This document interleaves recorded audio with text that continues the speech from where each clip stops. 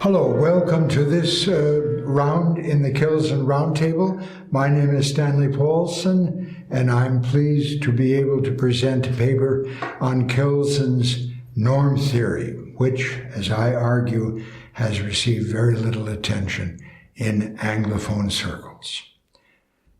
The name of my paper is The Stufenbau Yields Legal Powers, and the paper itself consists of 4 sections, taking account of 4 developments, beginning with his first major treatise, Main Problems in the Theory of Public Law, 1911, and culminating, for my purposes, with the second edition of the Pure Theory of Law in 1960.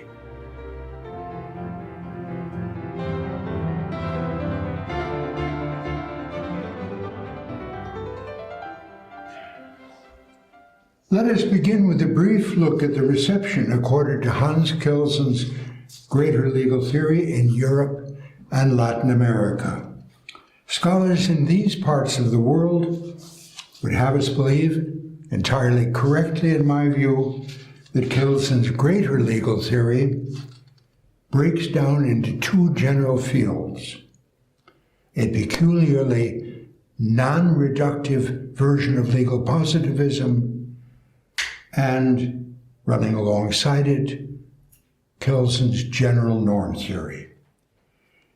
In contrast to the attention given to Kelsen's norm theory in Europe and Latin America, it has received practically no attention in the Anglophone world.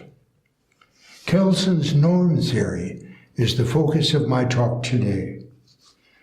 Where legal powers are concerned, one looks to the Stufenbau, which serves in the work of the Vienna School of Legal Theory as the model for the legal system. The Stufen, as they are called in the Stufenbau, are levels, and Bau, B-A-U, is German for construction. Thus, literally, a Stufenbau is a construction of levels.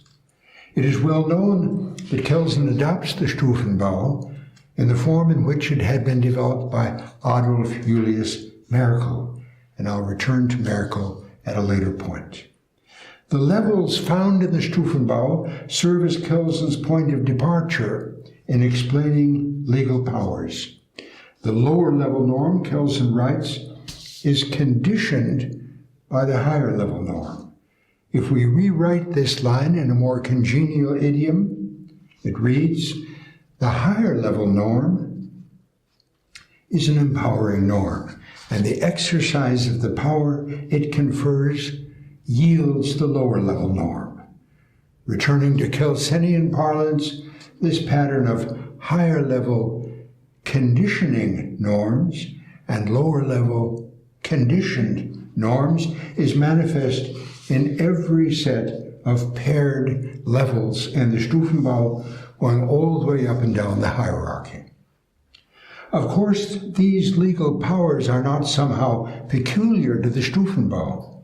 Legal powers are understood in this way in every system of public law. I invite attention to the Stufenbau simply because it represents Kelsen's scheme of legal powers, his scheme of empowering norms. There is a point here of general interest respecting the form of legal powers, and in particular how their form is determined by the legal system. I begin with a point of criticism stemming from John Gardner, to whom I reply.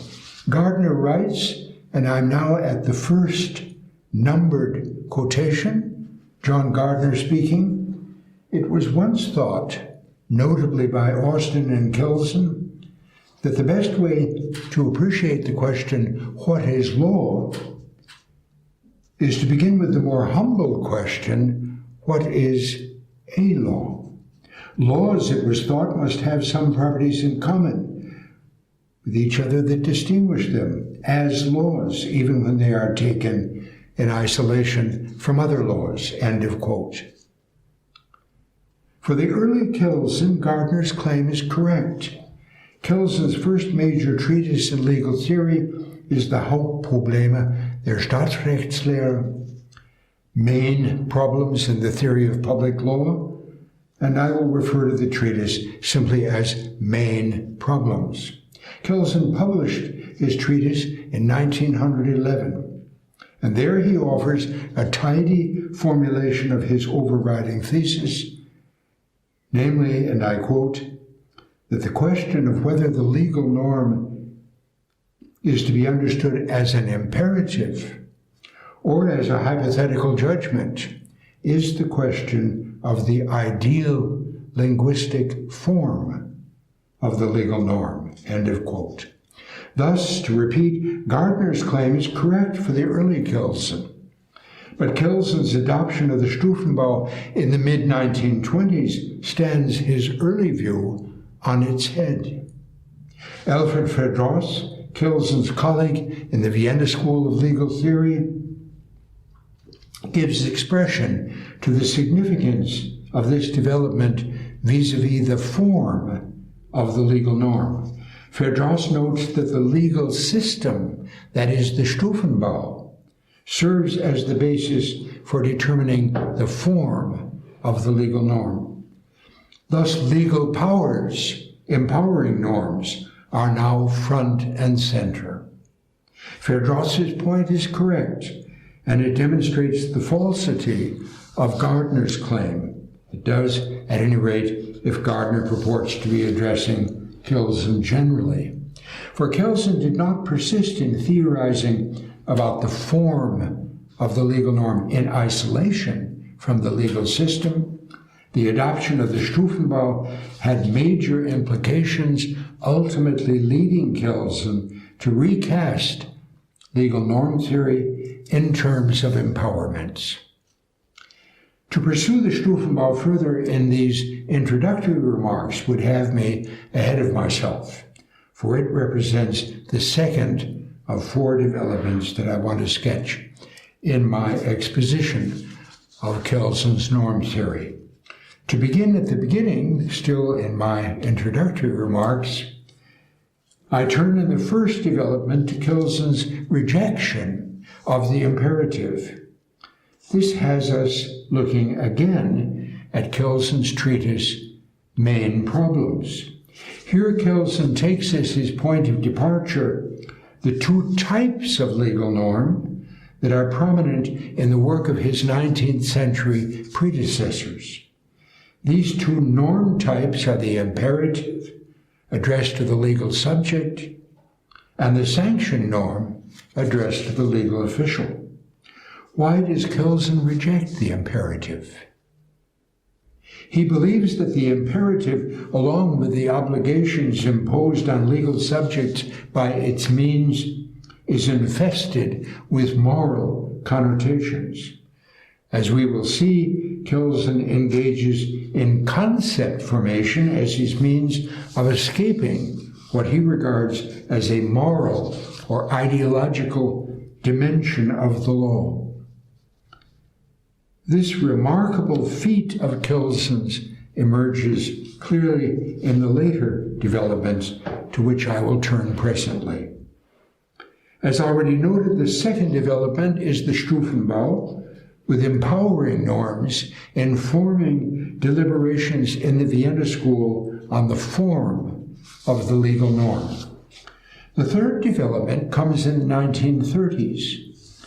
It counts as a wholesale recasting of Kelsen's sanction norm, which had been understood as an obligation-imposing norm, that is to say, the imposition of obligations on officials to carry out sanctions. Kelsen now introduces empowerment in place of obligation. I am calling this his drastic shift. To appreciate the significance of the drastic shift, we have to return for a moment to the first development. There, as I noted, Kelsen abandons the imperative, namely the imperative addressed to the legal subject. It appears that this leads Kelsen to suppose, at least for the moment, that the imperative and with it legal obligation are eliminated altogether. But this supposition of Kelsen's proves to be mistaken. What remains from the first development is the sanction norm. And the rub, the sanction norm includes imperatives addressed to legal officials, imposing obligations on them to carry out sanctions. Thus, Kelsen's effort to eliminate the imperative, his effort in what I'm calling the first development, is incomplete. Only now, in the 1930s, is this serious problem met and resolved. To repeat, in this third development, Kelsen replaces the obligation found in the sanction norm with empowerment, relegating obligation to a derivative status. Finally, there is the fourth and last development. In the second edition of the Pure Theory of Law, published in 1960, Kelsen brings the various pieces in the greater norm puzzle together in what I will call a composite norm theory. In an altogether new scheme of classification, there are three types of legal norm: the complete legal norm, the independent legal norm, and the dependent legal norm. The complete legal norm replicates in miniature form the Stufenbau.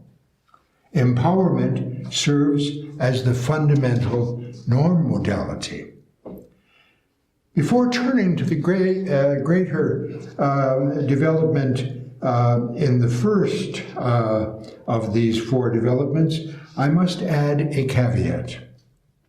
In my exposition, I will be claiming that Kelsen has developed a truly radical norm theory, which goes so far as to displace obligation as the fundamental norm modality by means of empowerment. The critic will surely want to object to it. How can you say such a thing, Stanley?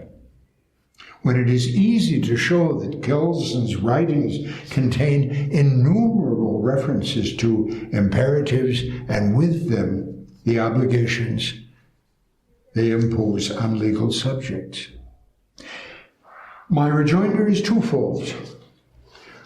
When, in the context of the official theory, Kelsen grants that there are imperatives imposing obligations on legal subjects, he is quick to add that such norms are, strictly speaking, fully superfluous, for they say to the subjects nothing different from what the sanction norms say to them. Kelsen's disavowal comes as early as the treatise Main Problems, and he is saying the same thing in virtually the same language in the treatise General Theory of Law and State, 1945. This treatise comes after Kelsen's drastic shift in the 1930s. I have a further reply to critics on this issue. Here I take as my point of departure a rejoinder by Joseph Raz at a conference many years ago. It was a conference on Kelsen's legal theory. Otto Weinberger, the distinguished logician and Kelsen authority, offered a textual counterexample to the claim being made by Raz. The reply by Raz is unforgettable. Well, Raz replied, Kelsen at one point or another said just about everything. The point I'm drawing from Raz's rejoinder to Weinberger is this. There is a great deal of language in Kelsen's writings that tracks an altogether conventional view of legal norms. This can scarcely be missed. But one also finds the makings of the radical norm theory to which I am inviting attention. The latter is not precluded by the former. In a word, one has to separate the wheat from the chaff.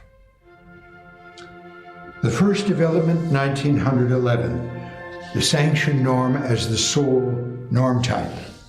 Here at the beginning, it is well to invite attention to Kelsen's well-nigh visceral reaction to morality, at any rate when morality, seen as an ideology, impinges on the law. This is already abundantly clear in the treatise Main Problems. Many years later, he offers an unusually lucid statement of his position. Short quotation: "The pure theory of law seeks to free the conceptual characterization of the law from its ideological component by completely severing the concept of the legal norm from its source, the concept of the moral norm." End of quote. In the treatise Main Problems, 1911, Kelsen, looking to the 19th century tradition in legal theory, assumes that there are two norm types in play: the imperative, imposing obligations on legal subjects, and the sanction norm, directing officials to impose sanctions. These two norm types, Kelsen assumes in the treatise Main Problems, are together exhaustive of the possibilities, tertium non datur. The form of Kelsen's argument is therefore clear. If the imperative can be eliminated as untenable, what remains is the sanction norm as the sole norm type. Kelsen proceeds by taking aim at the well-known imperative theory of Karl Binding, which Binding had developed for the criminal law. Binding's position, which counts as a reflection of 19th century imperative theory, comprises two norm types: a hypothetically formulated sanction norm addressed to the legal official, and the imperative addressed to the legal subject. The first of Binding's norm types is indistinguishable from Kelsen's own sanction norm, as Kelsen presents it in the treatise Main Problems. Kelsen says as much in a statement in which he summarizes Binding's position, and I now add numbered quotation 2. Kelsen speaks, and I quote, "It is well known that the core of Binding's theory is the distinction between the criminal law norm and what Binding terms, by way of contrast, the norm. Binding's criminal law norm has the very form that, according to the view I, Hans Kelsen, have presented here, is essential to the sanction norm. It is a hypothetical judgment about the will of the state. Indeed, since Binding is focused only on the criminal law, the will of the state to punish. Binding believes, however, that alongside this sanction norm of the criminal law, a second legal norm must be assumed. It is the imperative, or the you ought to do thus and so, requiring the subject to behave in accordance with the law. Binding dubs this the norm." End of quotation.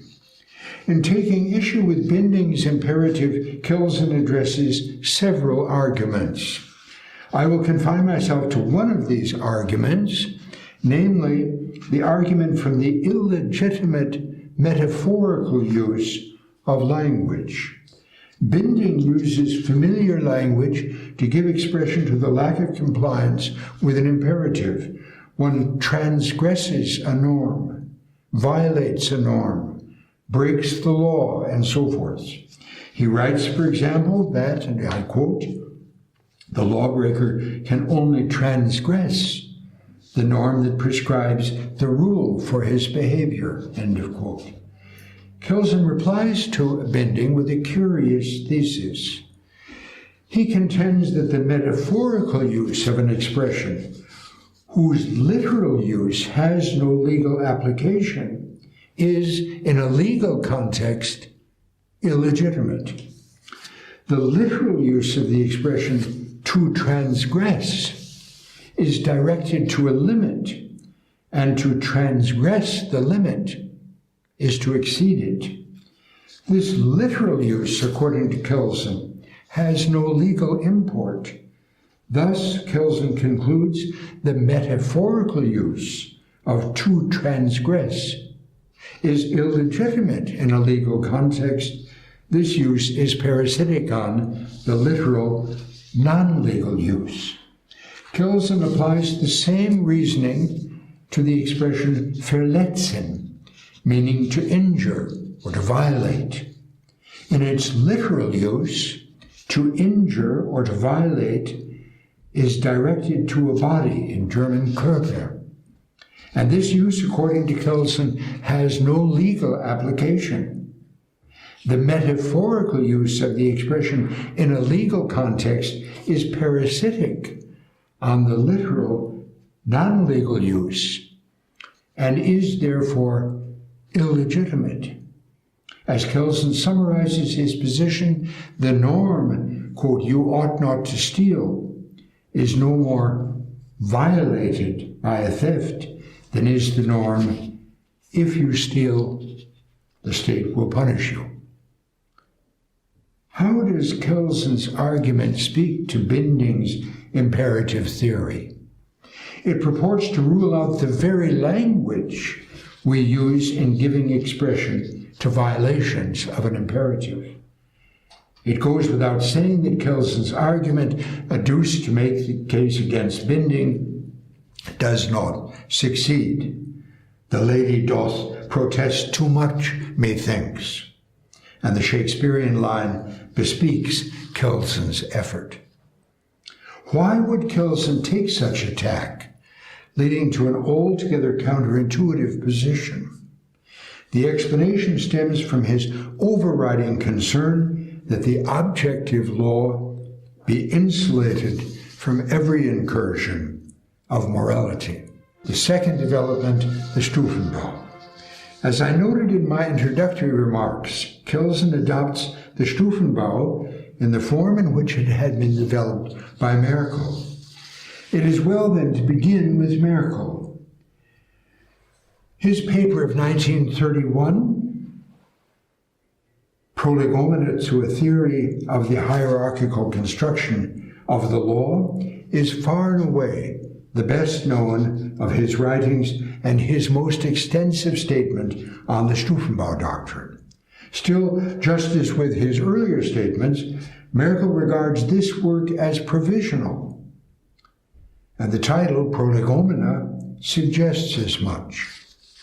In a footnote at the end of the 1931 paper, Merkel states that a monograph is being prepared on the Stufenbau doctrine. Regrettably, no monograph in this vein appeared. Kelsen adopts Merkel's Stufenbau doctrine hook, line, and sinker, giving initial expression to the doctrine in a paper of 1924, and then in his major treatise of 1925, the Allgemeine Staatslehre, or General Theory of Law. Thereafter, the Stufenbau doctrine is prominent in all of Kelsen's major treatises up to the end of his classical period in 1960. Part and parcel of Merkel's Stufenbau doctrine is the dynamic conception of the law, the idea, and I quote, "the law governs its own creation," end of quote. One can give expression to the dynamic conception of the law, as Merkel and Kelsen understand it, by looking to the systematic ambiguity of the verb to issue, or the substantive issuance. From the standpoint of the higher level norm, issuance of a lower level norm, say an administrative regulation, is law application. That is, the higher level empowering norm is applied. From the standpoint of the lower level norm, the issuance of the administrative regulation is law creation. The exercise of the power conferred by the higher level norm serves to create a new norm. The effect of this dynamic conception is to relativize the difference between law application and law creation, and thereby to relativize the standing of the different types of law: constitutional law, statutory law, administrative law, and the like. Legislation, the standard bearer of fin de siècle positivist legal theory in Europe, loses its privileged position, and its doctrinal rationale, statutory legal positivism, Gesetzespositivismus, loses whatever standing it may have had. The third development, empowerment qua modality of the sanction norm, a development of the 1930s.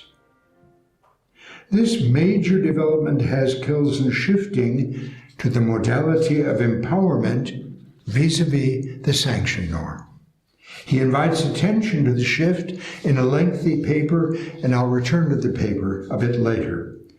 The sanction norm is no longer understood as a hypothetically formulated obligation, but as an empowerment, with obligation relegated to the status of a derivative concept. This prepares the way for the last development, which is properly understood in my terminology as a composite theory of norms. Kelsen presents it, albeit in piecemeal form, in the second edition of the Pure Theory of Law, 1960. As I noted above, Kelsen, in his early work, does not address the issue of the modality of the sanction norm. He proceeds in the early work without explicitly taking account of the hypothetically formulated sanction norm as depicting the legal official's obligation to impose sanctions. In main problems, as we saw, Kelsen is in agreement with Carl Binding on this issue. In the 1930s, however, everything changes. Kelsen arrives at an altogether different view, arguing now that the sanction norm is fitted with the modality of empowerment. Building on this notion in further work in the 1940s and 1950s, Kelsen argues that obligation is properly understood as derivative. It stems from a coupling of empowerment norms at adjacent levels in the Stufenbau.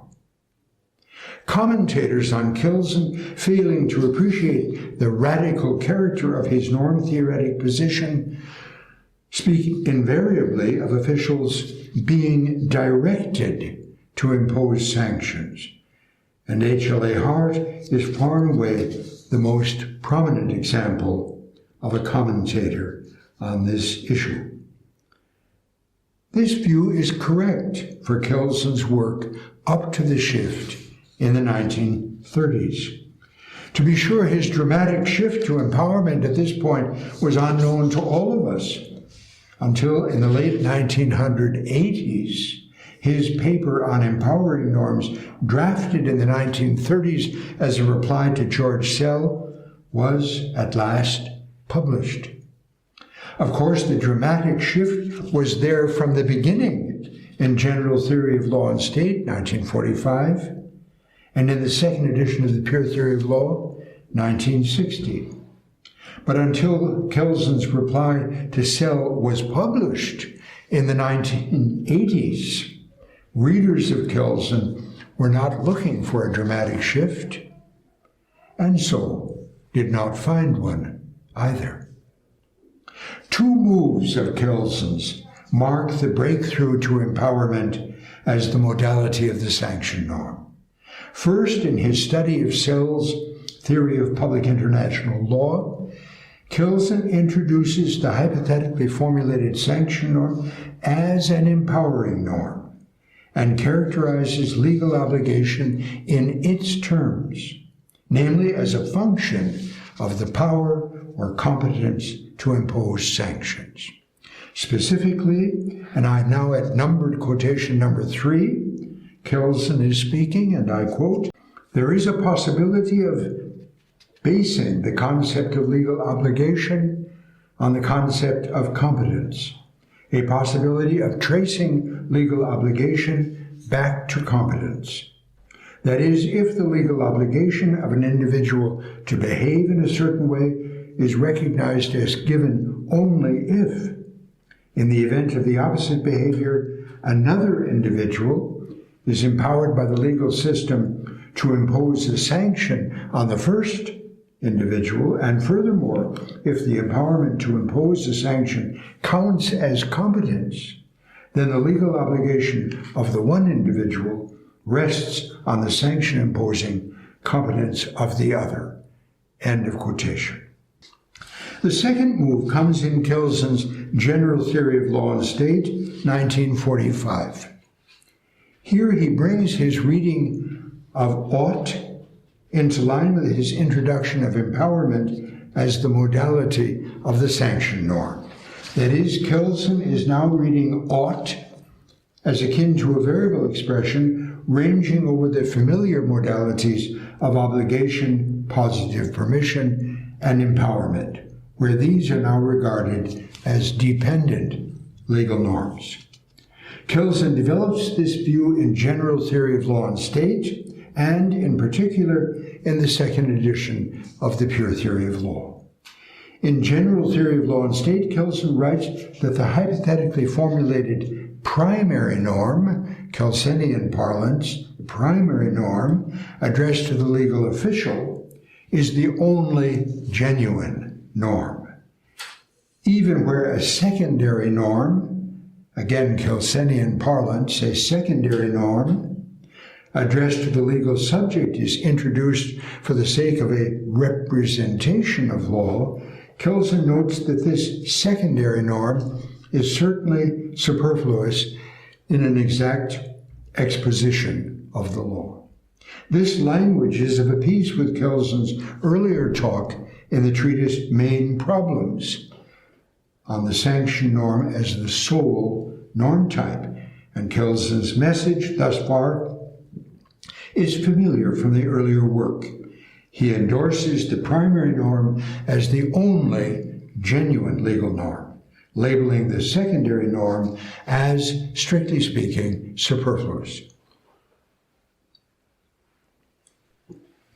The change that emerges in General Theory of Law and State is Kelsen's reading of the ought in the primary norm. In the treatise Main Problems, the modal auxiliary ought, the English language counterpart to Kelsen's verb sollen, is used by Kelsen to express an obligation. And ought, in Kelsen's hypothetically formulated primary norm, is understood in the treatise Main Problems as imposing a conditional obligation on the legal official. In General Theory of Law and State, 1945, Kelsen defends a different view, a view that reflects the radical shift. He contends, albeit less than clearly, that the ought need not coincide with the concept of legal obligation. Rather, the ought of the primary norm serves as a placeholder, akin to a variable expression. It might be termed a generic ought, which ranges over the modal verbs that govern dependent legal norms, namely can, may, and, turning now to the specific reading of ought as distinct from the generic reading, the ought of the command. In representative cases, the generic ought, the ought of the primary norm, indicates that under certain conditions a sanction can be imposed. That is to say, an official is empowered to impose a sanction.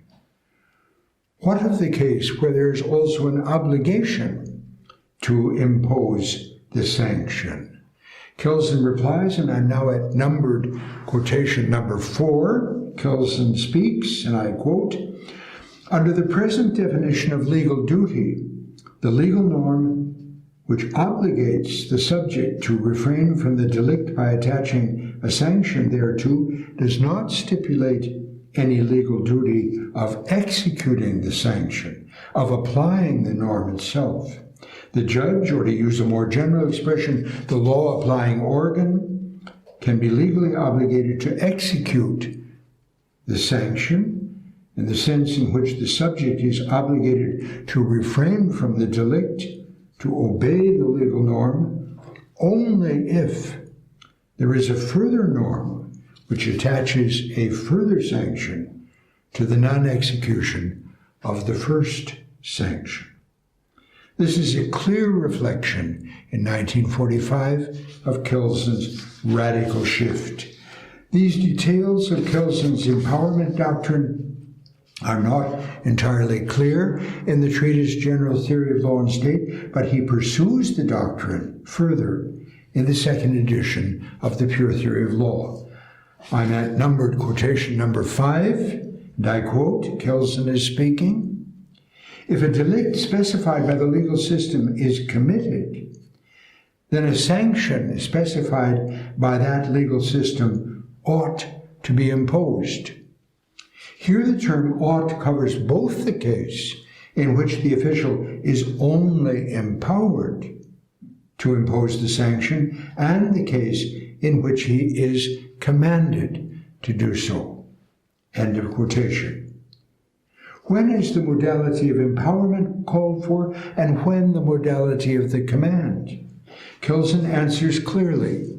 On that quotation number 6, Kelsen speaking, and I quote, "The imposition of a sanction is commanded, is the content of legal obligation only if its omission is made the condition for a sanction.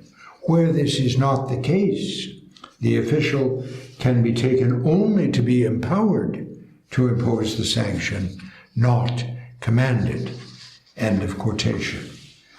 Where an official's failure to impose a sanction is itself understood as the condition for a sanction, then condition is shorthand for the antecedent of the completive, hypothetically formulated sanction norm, empowering a still higher official to impose a sanction on the derelict official. It is fair to say that Kelsen accomplishes his professed goal. The hypothetically formulated sanction norm addressed to the legal official is Kelsen's sole norm type, already in the early work.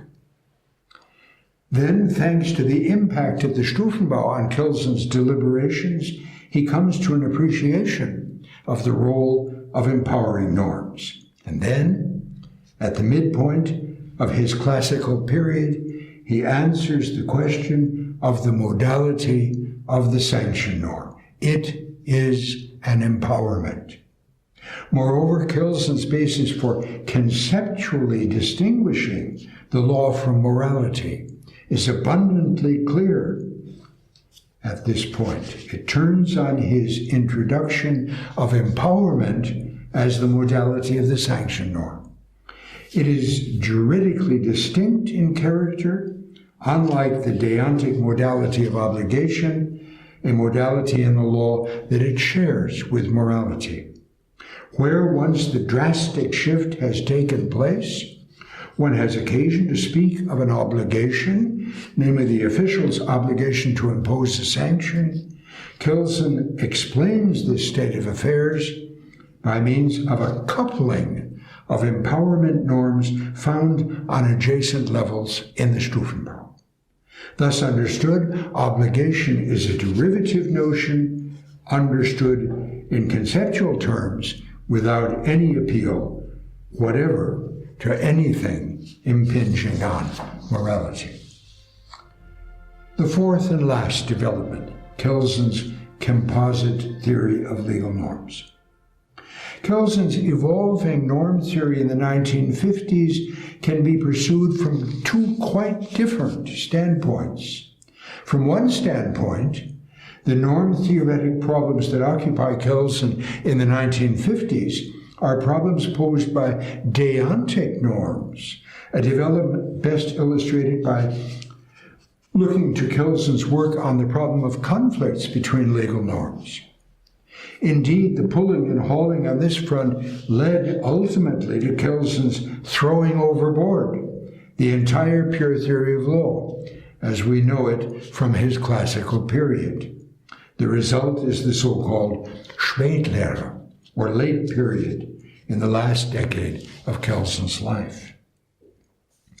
A conflict, say, between a norm commanding A to do X, and at the same time a norm commanding A to forbear from doing X, means that if party A should comply with the first norm, he violates eo ipso, the second norm. Obviously, the same predicament arises if A should choose to comply with the second norm. If this is Kelsen's new program, a preoccupation with the niceties of deontic norm conflicts, then it would appear that what he developed earlier in the name of empowerment is no longer of interest to him. To proceed in this way, however, would be ill-considered, and this becomes clear when we turn to the second standpoint respecting Kelsen's work on norm theory in the 1950s. This standpoint invites attention to the systematic rubric in Kelsen's evolving norm theory in the 1950s, what I call his composite norm theory. In a word, he incorporates deontic norms into a scheme governed by the sanction norm qua empowering norm.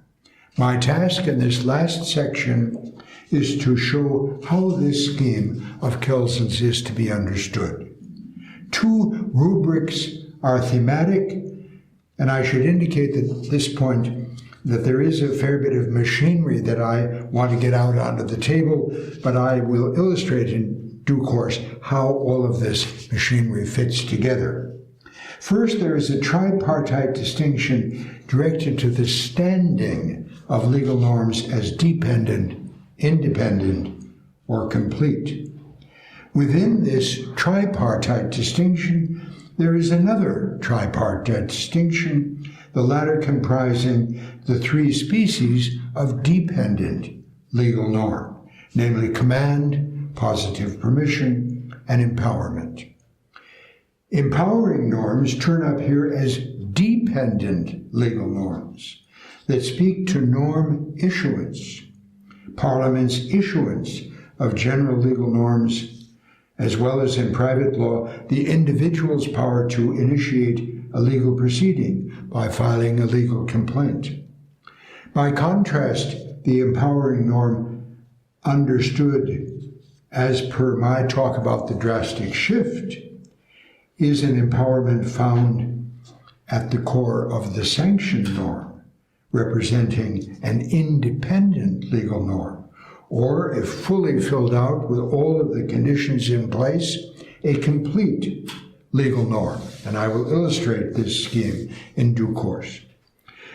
The expression standing is used here in an altogether literal sense to address the issue of whether the norm in question stands alone. Dependent legal norms are dependent by virtue of not standing alone. By contrast, independent legal norms stand alone, and a fortiori for the case of the complete legal norm, which represents a mirror image, albeit in miniature, of the Stufenbau. The familiar example of the dependent legal norm is the command, which requires that the commandee carry out or forbear from carrying out a certain act. If compliance with the command is not forthcoming, the result is a delict, which for its part triggers the sanction norm. More precisely, the empowerment to impose a sanction. The independent legal norm is represented by Kelsen's standard sanction norm addressed to the legal official. The generic ought takes as its basic reading the empowerment, and in keeping with this, Kelsen is careful in some of his statements on the independent legal norm to note that the ought need not be understood as saying that the sanction norm prescribes a sanction. An independent legal norm is not to be understood as prescribing a sanction. That is, the independent legal norm empowers the legal official, but does not impose an obligation unless, familiar from Kelsen's drastic shift, the official's failure to impose the sanction counts as the condition for a further sanction for whose imposition a still higher official is empowered. The dependent legal norm and the independent legal norm, Kelsen writes, are essentially connected. For example, the paradigmatic dependent legal norm, the command, is a legal norm only if it is essentially connected to an independent legal norm, the sanction norm. Given the essential connection between the command qua dependent legal norm and the sanction norm qua independent legal norm, the question arises, what becomes of Kelsen's claim in the treatise Main Problems and in the treatise General Theory of Law and State that the command is superfluous in a reconstruction of the law? The query is not anachronistic. Kelsen claims superfluity in the case of the command in the second edition of the Pure Theory of Law as well. But the command qua dependent legal norm can no longer be squared with Kelsen's long-standing claim of superfluity. The important point is that the command qua dependent legal norm now has a place in Kelsen's composite norm theory. Thus, the imperative or command is no longer the villain in Kelsen's piece, for legal science has given it a status, albeit a derivative status. Enough on these elements of Kelsen's composite norm theory. It is high time that we have a look at a complete legal norm. Merkel's example of a complete legal norm stemming from Austrian law is a bit richer than Kelsen's examples. In reproducing Merkel's example, I have designated those dependent legal norms that qualify as empowering norms of issuance with letters between square-cornered brackets. At the base of this depiction of a complete legal norm, at G, we find an independent legal norm. And to repeat, the greater complex counts as a complete legal norm.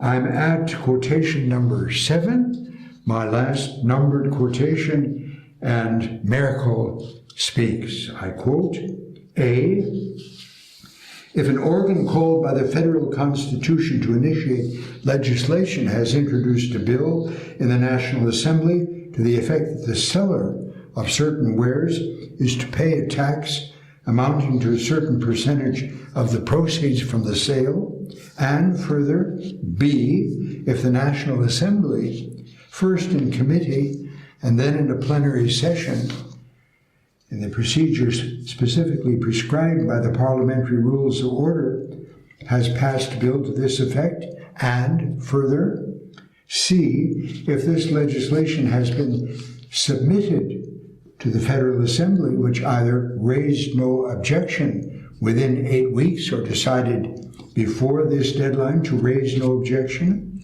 and further, D, if the Federal President has signed this legislation and the Federal Chancellor, as well as the Federal Minister of Finance, have countersigned the presidential signature, and further, E, if the Federal Chancellor has published the signed and countersigned legislation in the Federal Statute Book, and further, F, If, after the effective date of this legislation, the tax official designated in the statute has prescribed in a certain procedure payment of a certain tax by a certain individual, and finally, G, if this certain person has not paid the prescribed amount within the prescribed period, then the tax official, the tax penalty ought to be imposed on this person.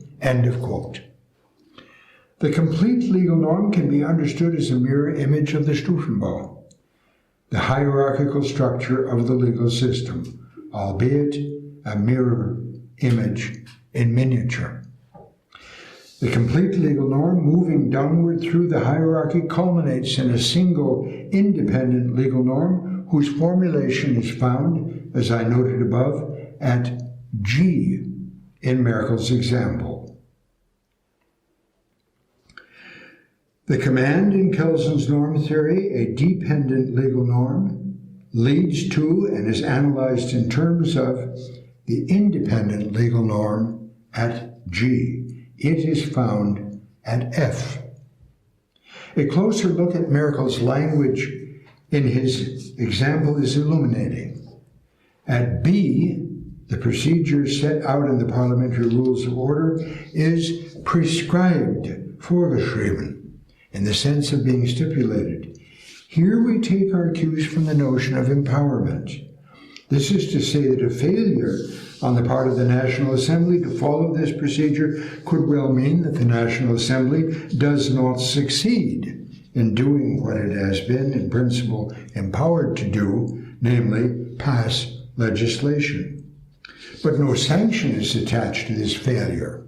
It is simply the failure to draw on the empowerment qua issuance, a dependent legal norm. By contrast, at F, payment of a certain tax is prescribed in the sense of being ordered or commanded.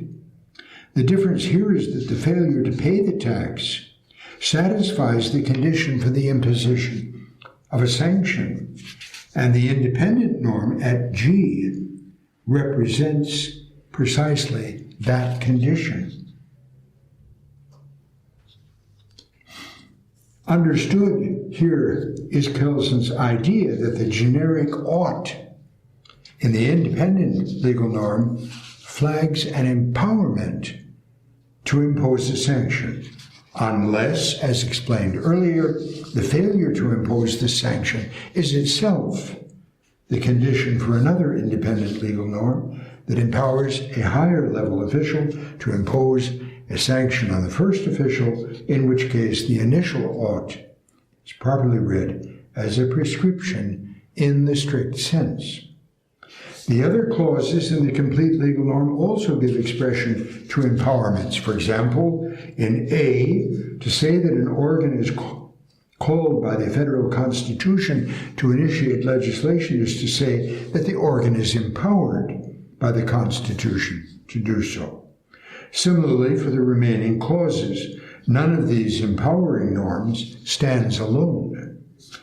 They are dependent legal norms in the hierarchy of the complete legal norm, culminating in an independent legal norm that empowers an official to impose a sanction. A large question arises straight away. Why is it that the empowerment to issue norms, itself a norm, cannot stand alone? Apart from its scheme in the complete legal norm, I believe that Kelsen's answer here takes him to the fundamentals of his legal philosophy. A legal norm is independent, and by the same token, a legal norm is complete only if its coercive dimension, the coercive act specified by the independent legal norm, is manifest. Since the complete legal norm includes at its base an independent legal norm, this condition of Kelsen's obtains. Since the empowerment to issue norms, that is, the dependent empowering norm, does not by itself satisfy Kelsen's condition, it must be relegated to the status of a dependent legal norm, a mere fragment, as Kelsen puts it at one point, which is essentially connected, he says, to an independent legal norm. The other context in which empowerment arises as a dependent legal norm is that of the individual's power to initiate a legal proceeding. If, Kelsen writes, A's failure to carry out a legal obligation to B is met by B's initiation of a legal proceeding against A, this counts as the exercise of a legal power by B, specifically B's empowerment qua dependent empowering norm of issuance. This is to say, Kelsen continues, that B has a hand in bringing about the ensuing judicial decision, the creation of a judicial holding, what Kelsen calls an individual legal norm. The point here lies with the nature of the judicial holding, the individual legal norm. Assuming for the sake of the example that B prevails in the proceeding, the civil action culminates in a judgment against A, and the execution of the judgment represents the coercive act specified in the independent legal norm.